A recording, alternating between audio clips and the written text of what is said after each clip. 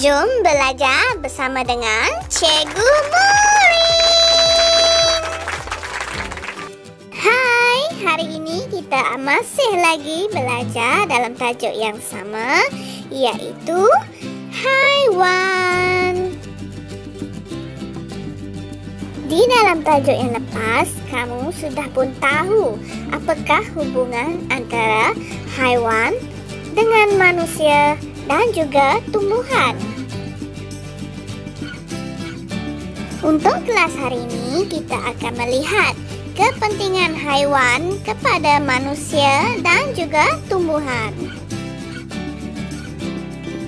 Jom kita lihat apakah kepentingan haiwan kepada manusia.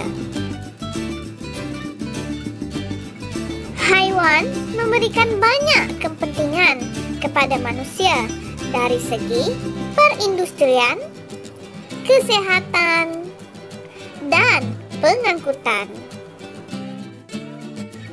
Di dalam perindustrian, kita boleh melihat haiwan dijadikan sumber bahan mentah untuk industri makanan seperti pembuatan pastry.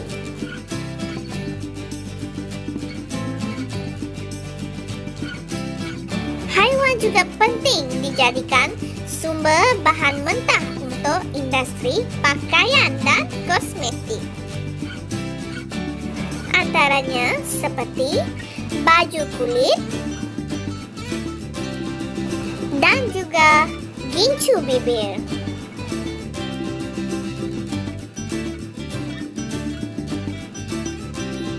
Haiwan juga digunakan untuk aktiviti pertanian. Contohnya seperti kerbau digunakan untuk memajak sawah. Dan anjing digunakan untuk menjaga haiwan ternakan. Dari segi kesihatan pula, haiwan penting dijadikan sumber makanan dan nutrien kepada manusia. Sumber nutrien ini adalah seperti protein, lemak, vitamin, dan mineral.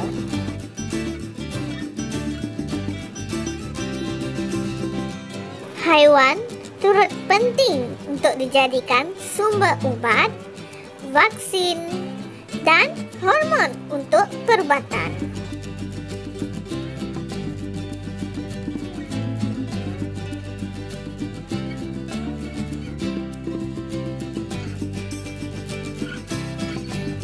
Haiwan turut digunakan sebagai bahan kajian makmal untuk tujuan perubatan.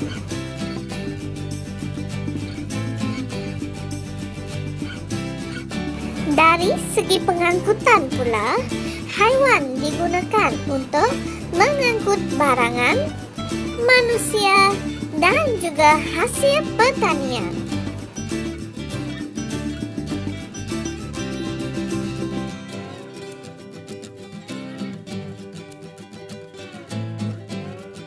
Bukan itu saja, terdapat banyak kepentingan haiwan kepada manusia yang boleh kita pelajari.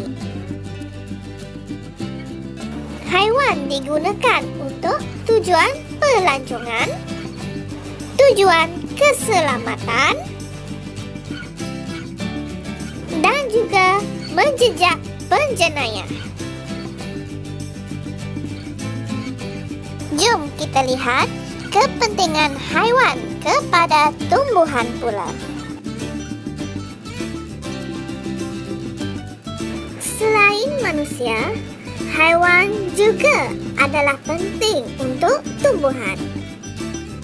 Haiwan berfungsi dalam menyebarkan biji benih, mengemburkan tanah, dan kawalan biologi kehidupan.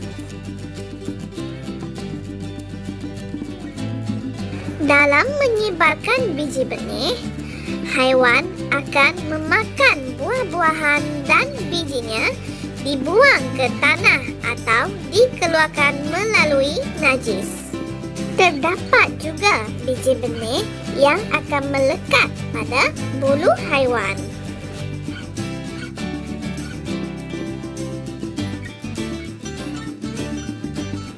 Dalam mengemburkan tanah pula, haiwan akan membuat lubang untuk tempat tinggal dan secara tidak langsung akan mengemburkan tanah dan membaiki saliran serta pengudaraan kepada tanah untuk tanaman. Untuk kawalan biologi pula, kaedah ini dapat mengawal populasi haiwan perosak terhadap tanaman tanpa menggunakan racun serangga ataupun bahan kimia.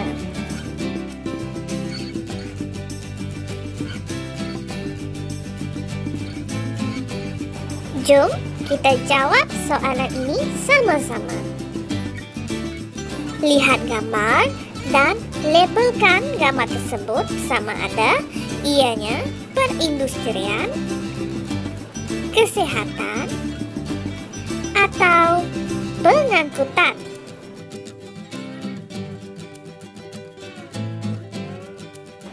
Apakah kepentingan tikus makmal? Betul, tikus makmal untuk tujuan kesehatan.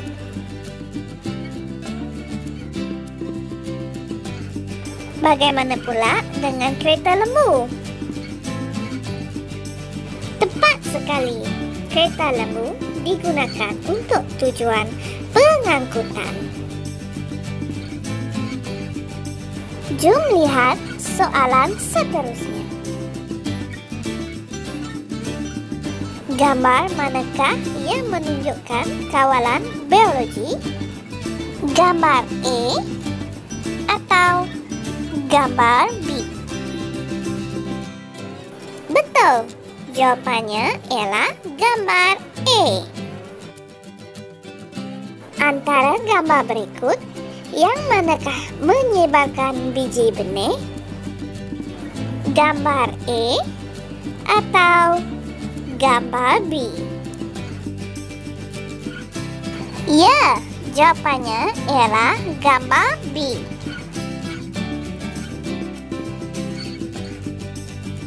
Tanya, sekarang kamu sudah pun tahu kepentingan haiwan kepada manusia dan juga tumbuhan. Sila jawab soalan latihan di buku teks pada muka surat 39, 42 dan 43.